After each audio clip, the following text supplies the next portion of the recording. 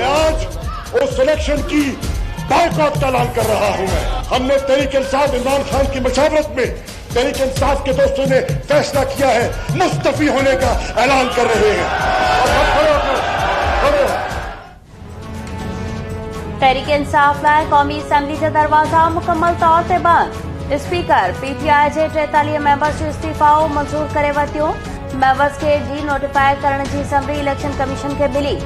Assembly ज़रियनि मूजिब सरदार तालिब ऐं नवाज़ इलाही समेत पीटीआई जे टिकट ते चूंड विढ़ंदड़ बाग़ी मेंबर्स जो इस्तीफ़ाऊं बि मंज़ूर न थियूं। फवाद चौधरी चयो आहे त क़ौमी असम्बलीअ जे का बि हैसियत न आहे। वापसी जो मक़सद राजा रियाज़ खे अपोजिशन लीडर जे उहिदे तां हटाइणु हो। 40% एमएनएस जो इस्तीफ़ो मंज़ूर थियण बाद हाणे आम चूंडूं थियण घुरिजनि। इस्तीफ़ो मंज़ूर थियण ख़िलाफ़ लाहौर में पीटीआई जो इलेक्शन कमीशन ऑफिस आॾो एहतजाज। तोहिन इलेक्शन कमीशन केस में इमरान खान, फवाद चौधरी ऐं असद उमर जे पेश न थियण ते इलेक्शन कमीशन पारां कावड़ जो इज़हार। टिनी अॻुवाणनि जे न अचण जी सूरत में 512 जी कार्रवाई शुरू करण जो इशारो। टीसीपी मेंबरनि चयो आहे त इमरान खान, फवाद चौधरी ऐं असद उमर केसी ताईं हाज़िरी खां छूट वठंदा रहंदा। वकील दलील ॾिना त इमरान खान समेत 3 अॻुवाण ईंदड़ ॿुधणी ते पेश थींदा।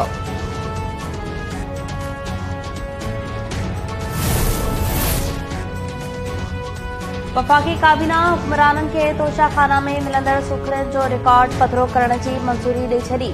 वज़ीर आज़म शहबाज शरीफ जी सदारत हेठि वफ़ाक़ी काबीना जो इजलास थियो। इजलास में तोशाखाना जो रिकॉर्ड क्लासिफाइड न रखण जो फ़ैसिलो कंदे नई पॉलिसीअ जी मंज़ूरी ॾिनी वई। नई पॉलिसीअ मूजिबि हुक्मराननि खे मिलंदड़ सुखड़ियूं मंज़र आम ते आंदियूं वेंदियूं। असल क़ीमत अदा करे ई तोशाखाना जूं शयूं खरीद करे सघियूं। इजलास में बिजली जी डिघे ब्रेकडाउन ते वफ़ाक़ी वज़ीर खुर्रम दस्तगीर जी ब्रीफिंग। इजलास में ईसीसी जे फ़ैसलनि जी बि मंज़ूरी ॾिनी वई।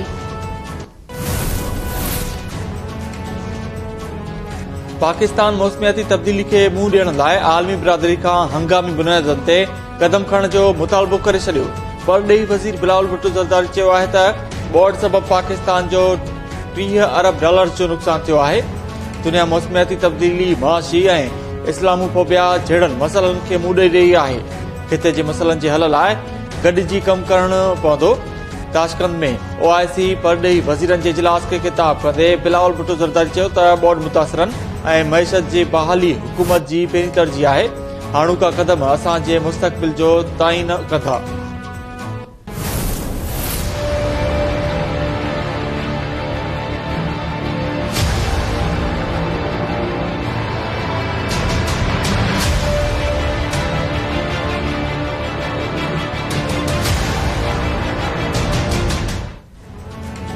मुल्क में बिजली जे तारीख़ी ब्रेकडाउन खां पोइ बहालीअ वारो ऑपरेशन जारी। 24 कलाकनि खां वधीक वक़्तु गुज़रण बावजूद अक्सर हंधनि ते बिजली मुकमल तौर ते बहाल न थी सघी। मुख़्तलिफ़ शहरनि में बिजली जुज़वी तौर बहाल थियण बाद लोड शेडिंग जो सिलसिलो जारी। कराची, खैरपुर ऐं बलूचिस्तान जे अक्सर इलाइक़नि में बिजलीअ जी अखबूट। कराचीअ जे नॉर्थ नाज़िमाबाद पार्टुंगी area, north Karachi Saddar defence Akhtar colony, Clifton, Gulshan Hadeed ऐं गुलशन इक़बाल जे मुख़्तलिफ़ इलाइक़नि में बिजली बंदि हुअण सबबि पाणी जो बहिरान बि पैदा थी वियो। खैरपुर सिविल अस्पताल में बिजली बंदि हुअण सबबि केतिराई ऑपरेशन मुलतवी। सुबह 5:15 पर मुकम्मल तौर पर पाकिस्तान का निज़ाम जो है वो बहाल हो चुका है। जो हमारे जौहरी प्लांट हैं कराची में और चश्मा में, उनमें 48 से 72 घंटे चाहिए दोबारा शुरू होने के लिए। इसी तरह हमारे जो कोयले के प्लांट्स हैं उन्हें भी तकरीबन 48 घंटे दरकार होते हैं, जिसकी वजह से अभी जो 48 घंटे हैं तो मुल्क में बिजली की कुछ कमी रहेगी क्योंकि ये प्लांट्स अवेलेबल नहीं है। तो महदूद पैमाने पर लोड शेडिंग होगी। जो हमारा तरसीली निज़ाम है पूरे मुल्क का, वो अल्लाह ताला के करम से महफूज रहा है। उसमें किसी किस्म के किसी नुकसान की हमें इत्तला नहीं कि कहीं कोई आग लगी है या किसी धुंध की वजह से, कोई ऐसा इशू नहीं है।